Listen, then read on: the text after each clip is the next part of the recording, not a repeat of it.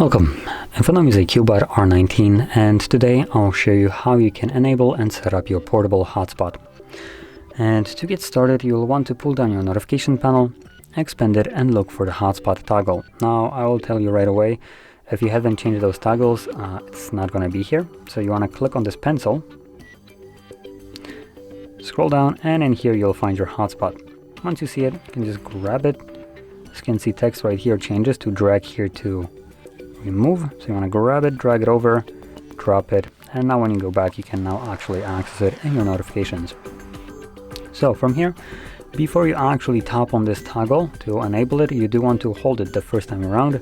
This will quickly take you to the settings. So from here select Wi-Fi hotspot and start off by changing the password.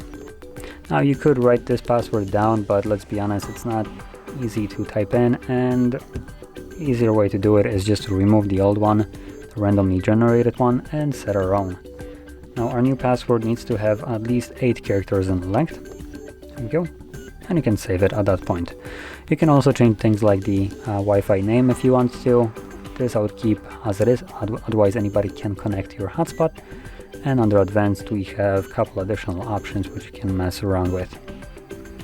Once you went through all the settings and customize them to your liking, close this, find the toggle once again, and this time around tap on it to toggle your hotspot on.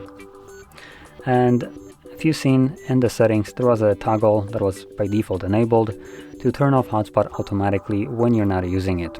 So you don't actually need to worry about turning it off, although if you want to do it yourself, you can simply tap on it and it will then be off.